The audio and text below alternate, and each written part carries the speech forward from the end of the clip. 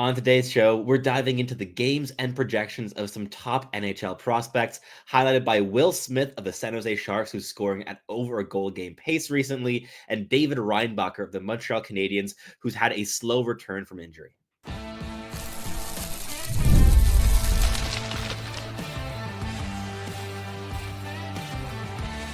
You are Locked On NHL Prospects, part of the Locked On Podcast Network. Your team every day. Hello, and welcome back to Locked On NHL Prospects, part of the Locked On Podcast Network, your team every day.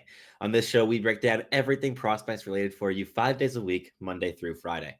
I'm your host, Sebastian High, the USHL scout over at Elite Prospects, and today we have a very exciting show for you in store as we'll be checking in with some top prospects. So San Jose Shark fans, Montreal Canadian fans, and Winnipeg Jet fans, this episode is for you, and we'll also be checking in with a top 2026 draft eligible in this episode.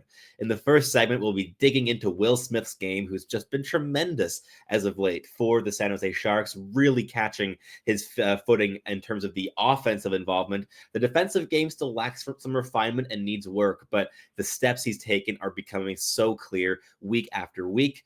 David Reinbacher is our focus in the second segment. The Montreal Canadiens prospect has missed the entire season with injury, had a knee surgery for a torn meniscus in his left knee after a really awkward fall he had after a hit on his first shift in a preseason game against the Toronto Maple Leafs back during preseason. And he's gotten into 6 games with the Laval Rocket in the past month since returning from that injury, but has had to exit back out of the lineup for cautionary reasons.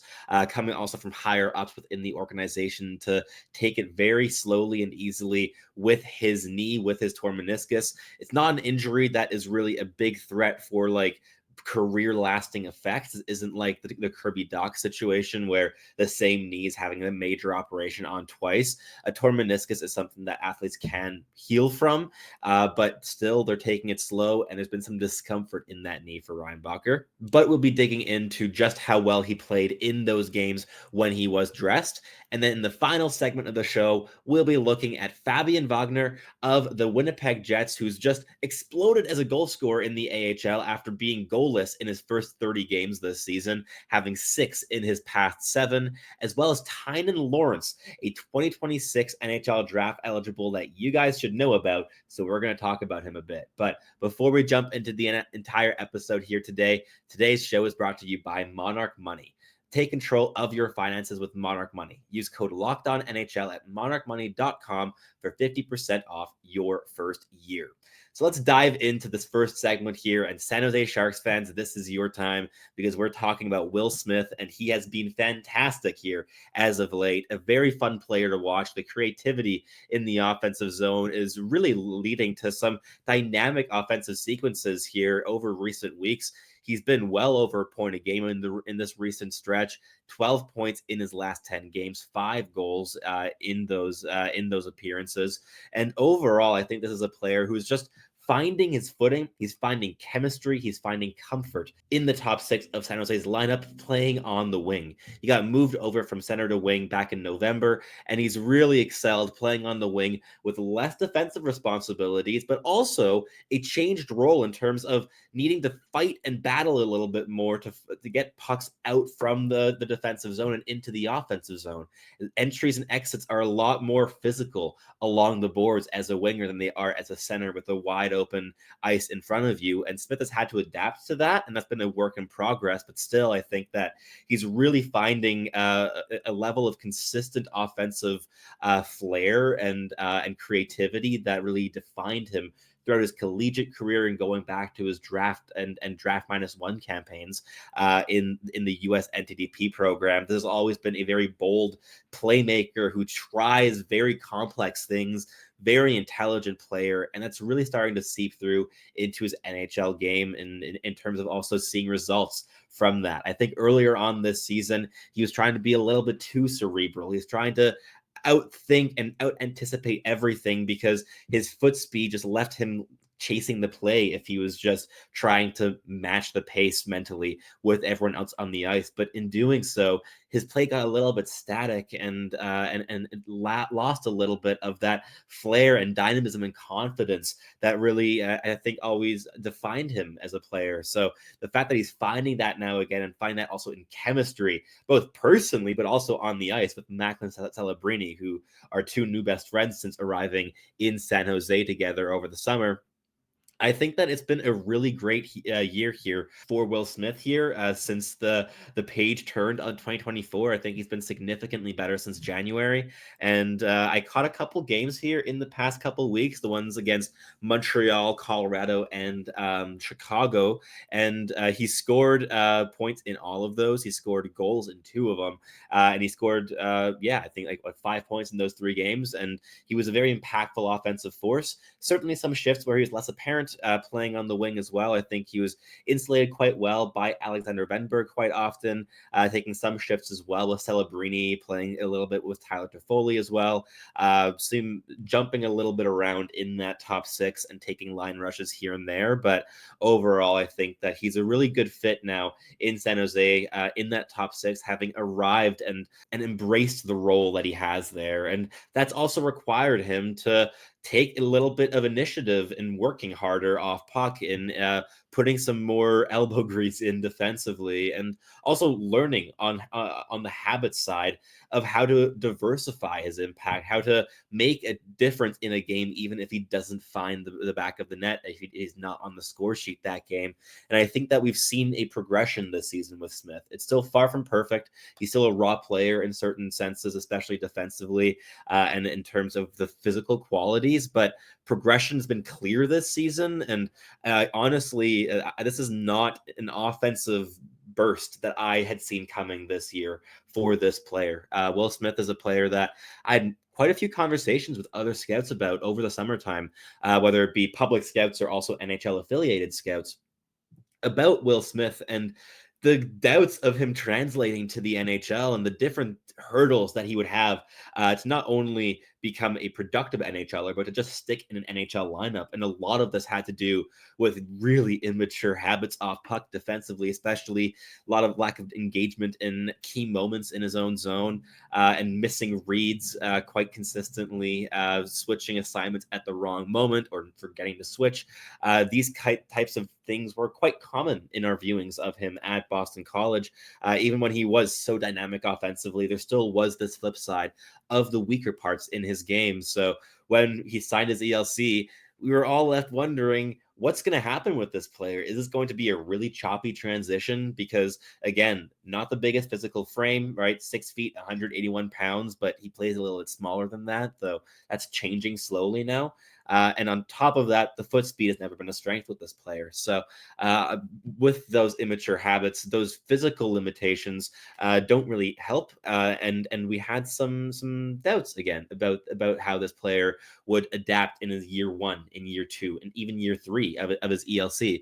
But he's been really tremendous in the last couple of games I've watched of San Jose, and I think he's fitting right in stylistically also with a guy like William Eklund in terms of bringing similar types of qualities, a bit less in terms of mobility and puck carrying with Will Smith, but perhaps a little bit extra in terms of complexity of playmaking sequences. Excuse the cat in the background. But Smith has been a very impressive player for me, and certainly, even though I've been a skeptic at different points, even throughout his draft year season, I had Oliver Moore ahead of him in my rankings for large chunks of that campaign. In the end, Smith did edge Moore out, but it was really tight for me between those two. And with hindsight, Will Smith is certainly a higher end player than William Moore is. But all to say that this is a player that has continuously surprised me a little bit with every single step he's taken in his development. He was better in the NCAA than I thought he would be. He's been better in the NHL than I thought he would be. And I don't think I should be doubting him all that much moving forward, considering my track record so far. far, but he's certainly a player I've really enjoyed watching this campaign. And Sharks fans, please let me know in the comments down below. I know we've been chatting a little bit in the past week also about Colin Graff, but what have your thoughts been on Will Smith? Just how high do you think his upside is in terms of not just top line forward, which I would expect is the expectation and hope for most of you, but in terms of like point projections? Is this like a 100-point ceiling, 110-point ceiling, 80-point ceiling? And in terms of that defensive impact, is that ever going to really get to NHL average? Or do you think that it's always going to be a player where there's always a bit of a net positive and net negative, depending on what side of the game you're looking at with this player? And there's always NHL players who are slight black holes defensively, but still bring that offense, like Patrick Kane, for instance. Do you think that Will Smith's going to be closer to that end of the spectrum? I'd be really curious to hear from you in the comments down below, but I've been very impressed with how he's progressed this season. And it's in terms of my past couple of viewings, just the dynamic playmaking, inside driven plays, the fakes, the no look passes, the flair again, right? That flamboyance, the confidence to try complex skill moves, and doesn't connect on all of them, but he does on more than he probably should. At least you would think so as a viewer watching him for the first time. But he's always been a very deft and slick kind of player, and that's translating in his rookie campaign. So the sky's the limit in my eyes. I think that between him and Celebrini, you have a really nice connection to move forward and work with. And if you add a player like Porter Martone at the draft this year, I think you have a pretty versatile top line moving forward. But maybe Matthew Schaefer ends up being the guy there in San Jose. But that wraps up this first segment for us. In the next one, we'll be discussing David Reinbacher. So Montreal Canadiens fans, this will be your time to tune up a little bit as we'll be talking about how he played in his return from injury and why he's been out again for about a week and a half since returning from injury in those 6 games. All that and more coming up. But first, a quick message from our sponsors. There's nothing quite like watching basketball live. The energy of the crowd, the sound of sneakers on the hardwood, and maybe even a celebrity sighting outside. If you want to catch a game in person, Game Time makes getting tickets easier than ever. Game Time's new feature, Game Time Picks, filters out all the fluff and shows you only the best deals on great seats, so you don't have to waste time scrolling through thousands of tickets. I just checked the Game Time app, and there are amazing deals on some huge matchups coming up. Game Time Picks even highlights super deals, giving you the best bang for your buck. With seat views before you buy, no surprise fees, and a lowest price guarantee, you can book with total confidence with Game Time. Take the guesswork out of buying tickets with Game Time Picks. Download the Game Time app, create an account, and use code LOCKEDONNHL for $20 off your first purchase. Terms apply. Again, create an account and use code LOCKEDONNHL for $20 off. Download Game Time today. What time is it? Game Time. Ever check your bank account and wonder, where did all my money go? Between dining out, online shopping, and entertainment, it's easy to lose track. That's where Monarch Money comes in, your personal CFO giving you full visibility and control over your finances. Monarch Money isn't just a budgeting app, it's a complete financial command center. You can track all your accounts, investments, and spending all in one place, so you stop just managing your money and start building wealth. When I started using Monarch, I realized just how much I was spending on food delivery. Now I budget smarter and save more. Instead of juggling multiple apps, you can use Monarch to check all your finances, track spending, and even plan long-term goals. Take control of your finances with Monarch Money. Use code LOCKEDONNHL at monarchmoney.com for 50% off your first year. That's monarchmoney.com, code LOCKEDONNHL for half off your first year. All right, let's keep this episode rolling here in the second segment, talking about David Reinbacher of the Montreal Canadiens playing with the Laval Rocket in the AHL this season. He's only gotten into 7 games so far this season, as he missed a huge chunk of time to injury, as I mentioned earlier on in the show. That torn meniscus has kept him out for quite a few months, but still, his recovery was faster than expected at first, but required extra caution now upon returning, as he was kept out for another week and a half before getting back into the lineup Wednesday night against the Toronto Marlies in a 3-0 victory here for the Laval Rocket. But in those 6 games prior, he'd had 3 points, a goal, and 2 assists a goal and an assist of that came against Utica in a game that I watched as well, and he played a very, very, very good game in that one. The mobility hasn't really been impacted all that much by the injury. He looked quite comfortable on his feet. The explosiveness from a standstill seemed a little bit rusty, sure, but beyond that, the stops and starts were pretty smooth, and overall the agility, the ranginess, the ability to cover massive amounts of ice very comfortably was still very, very clearly elements of strength in his game. So that was comforting for me to see in his tape, because with knee injuries, you never know. It can always affect the stride in weird ways. And for a player whose game has always been built upon his mobility as such a strong component of his game, there was perhaps some concern there. But as I mentioned, a torn meniscus is not the end of the world for an athlete. Of course, it takes its own rehab. It's an injury. It's heavy on the body and the mind. But at the same time, it's not an injury that keeps players out for super long term in terms of like year plus, and it being a recurring injury that can harm careers.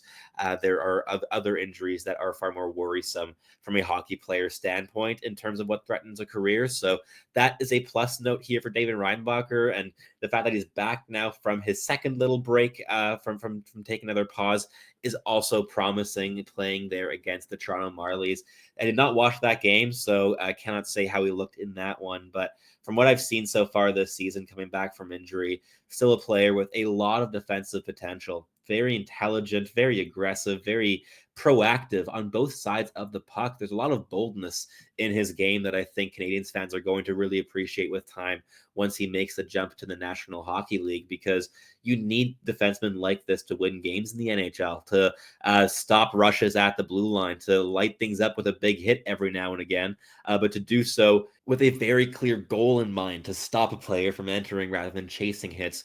Reinbacher is a very pragmatic player. He plays what's in front of him. He plays what is. He anticipates what will be, sure, but he doesn't go out on a limb with that either. He strikes me as a player who's always just playing the game that's in front of him. So just being very present with every shift, leaving mistakes behind him in the dust and forgetting about them relatively quickly. And also the same thing with big highs of big goals, celebrating them, sure, feeling that emotion and letting it pass by and getting back into a composed state to play the game in front of him.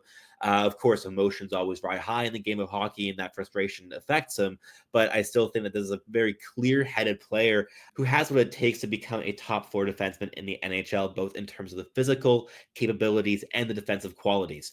The offensive game, I think, is marked by a heavy shot and some bold activation habits. I've seen this more and more as well in his games with Laval in terms of activating as a third or fourth attacker and just driving the middle lane really hard, pulling defenders with him and getting his stick on the puck. It's how he scored his one goal this season against Utica.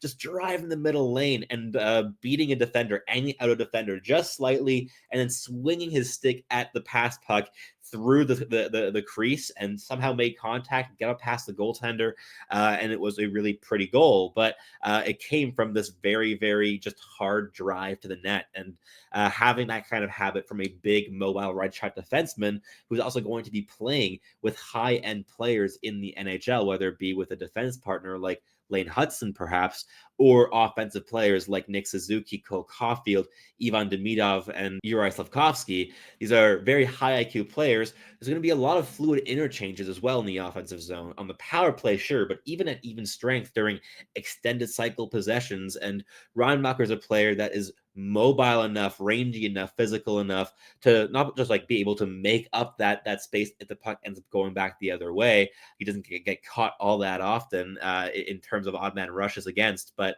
beyond that, he's also a player that can play that net front role in a pinch in terms of those interchanges. If he finds himself in that position, he's not going to be like a goal scorer from a bumper position, certainly, but in terms of just taking up position in the crease, restricting goaltender sight lines, this is a player I think has some upside also in terms of complementing those more dynamic players in Montreal system. So a player I still think has a lot of upside. And again, with his injury, I wouldn't be too concerned. He's back playing again now, and everything coming out of the Habs organization has been nothing to panic about. This has just been a player that we want to be a little bit cautious about. And even when he was playing big minutes too. So certainly a guy that they want to be playing impactful hockey. And in this playoff run now for the Laval Rocket, who have been one of the better teams in the AHL, it's a very good environment for him to be coming in on. And I think that he's a great fit in this lineup as well. Is full of young talent, highly intelligent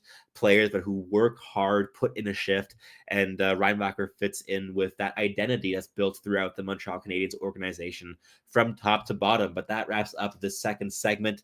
In the final one, we'll be wrapping up the show by talking about Fabian Wagner of the Winnipeg Jets, who just exploded in terms of AHL production recently, as well as Tynan Lawrence of the Muskegon Lumberjacks in the USHL, who is a 2026 eligible prospect that you should know about. But first, a quick message from our sponsors here at Locked On NHL Prospects.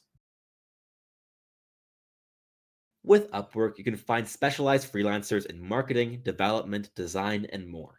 Experts ready to help you take your business to the next level. Upwork gives businesses flexibility by connecting them with top freelance talent across multiple industries, including IT, AI, web development, and marketing. Whether you need extra hands for a project or a long term partner, Upwork makes hiring simple and affordable. If you need help with a marketing campaign, Upwork can connect you with a freelance expert who delivers fantastic results. Posting a job is free and simple, and within a day, you get multiple qualified candidates to choose from. Visit Upwork.com right now and post your job for free. That's Upwork.com to connect with top talent and grow your business today. All right, let's wrap up the show here in the final segment, kicking it off with one of my absolute favorite players to watch in the U.S. Hockey League, a league that I've been watching a lot of this year, and that is Tynan Lawrence of the Muskegon Lumberjacks, and he's not even eligible for this year's draft. He is a 2026 draft eligible talent and an August 3rd, '08 birthday at that. That doesn't make you feel old. I do not know what will. Lawrence is a 6 foot, 168-pound left shot centerman playing there with the Muskegon Lumberjacks, and he leads the team in points as a 16-year-old with 22 goals and 46 points in 48 games.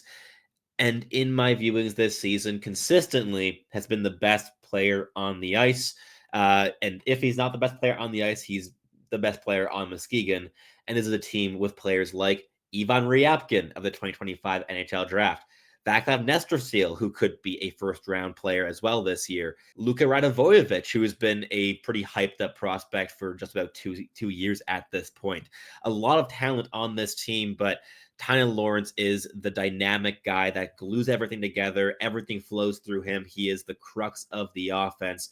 Highly intelligent, high motor, dynamic puck carrying player. He's playing at center, playing PK, playing power play, playing everywhere, leading all forwards in ice time on that team quite regularly, and doing so while just constantly attacking defenders head on. He's very agile and can explode in either direction. So he tries to make defenders miss. As soon as they commit their weight one direction, he explodes the other way, makes them look like fools quite often. Really, really good skater. Very clearly like a 6.5, 7 grade skater for me. A real plus area in his game, and overall a player I have loved watching. And when he's played with Ivan Ryabkin, later on in games when Ivan Ryabkin gets tired, he tends to float around the blue line in the defensive zone instead of actually taking up his assignment. And when that happens, Lawrence is the player that takes up the center responsibilities. We saw this especially early on in Ryabkin's transition to North America, where Lawrence was playing the wing for Ryabkin, so Ryabkin was taking draws, but Lawrence was really playing center in the defensive zone, taking up that responsibility, especially later on in games when Ryabkin's motor tend to sway a little bit.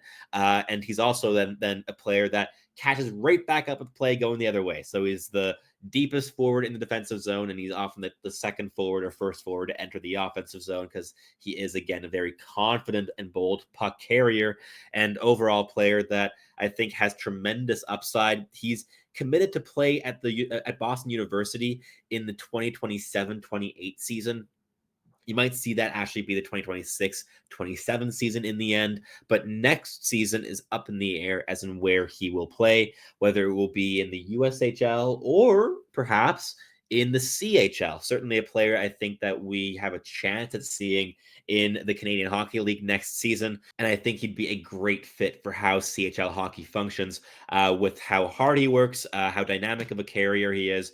Great skater, so mobile. He is a talent in the 2026 draft to really keep your eyes peeled on. He's young of the draft class, very confident, has some refined habits, some dynamic qualities, high upside, high floor kind of player.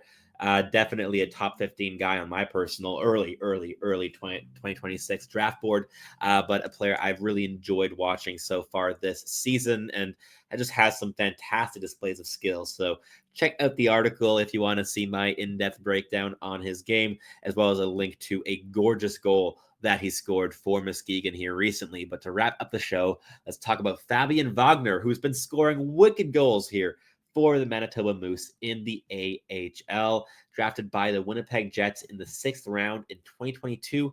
He's a 6 foot, 176-pound left shot right winger. He's been playing mainly on the wing in the AHL and has a decent enough motor on him. The energy and the checking game have become strengths that really have grown since his draft year. And he was very much like a connective playmaker and passer in his draft year campaign, but has really developed the goal scoring side of his game as well since then. And that has shown this season, especially here in the last couple weeks, because he started off the season having 0 goals and 2 assists in 30 games. And in 7 games since then, he has 6 goals and 1 assist. So a player that has just absolutely lit up. He's caught fire, playing some great hockey, and also getting a lot more top 6 opportunities now since his goal scoring explosion. And this is all coming off of pacey plays off the rush, anticipating things ahead of the opposition, and really using his quick processing and advantage in intelligence over most of his opponents to his advantage to create goal scoring opportunities. And there's been a lot of pace as well underlying some of his rush plays in terms of just getting shots off, getting them off in tight, from uncomfortable positions and making it work. This is a player that's been bringing a lot of energy there for the Manitoba Moose. And I think at the NHL projection is looking relatively straightforward in terms of how he's playing right now. He's playing with energy, with a lot of will, and also bringing some nice connective playmaking sequences off the rush, but more than anything, just that pace and the goal scoring threat as well. Now that's really growing. And with that confidence, this is a guy that I think is really starting to command possession and take control of shifts on his own a little bit more, especially off the rush. And Manitoba Moose fans, if there are any here watching the show, I'd love to hear what your impressions have been of his game. I've certainly liked what I've seen in terms of the 2 games that I caught here from his past couple weeks in this goal scoring run, but still am not fully convinced of top 6 upside. I think this is a guy that has some real good checking capabilities and has some depth scoring upside at the NHL level in terms of being maybe a 15 goal bottom 6 guy who plays 10 to 12 minutes a night, brings a lot of energy, and can maybe play on your PK too if you need him to. But that's kind of what I envision for the potential with this player. And as a 6th round talent, that's found money. But I'd love to hear from you Jets fans here what your expectations are with this player. But that wraps up the show here for us today. Thank you so much for tuning in. If you're watching on YouTube, please do like, subscribe, leave us a comment of what you thought about the show here today. Which of these players have stood out the most to you? What have been your thoughts on Will Smith and David Reinbacher? What are your thoughts on their overall upsides at the NHL level? I'd love to hear from you down below. And if you're listening on your favorite podcasting platform, please do make sure to make us your first listen of the day. We always appreciate our everydayers here on the podcast. And for your second listen of the day, you can head on over to Locked On Fantasy Hockey, where Flip and Steel break down everything you need to know to build yourself a competitive and sustainable fantasy roster. But that wraps things up here for us today. Thank you so much for listening. As always, I'm your host, Sebastian High, and I hope to catch you tuning in again very, very soon.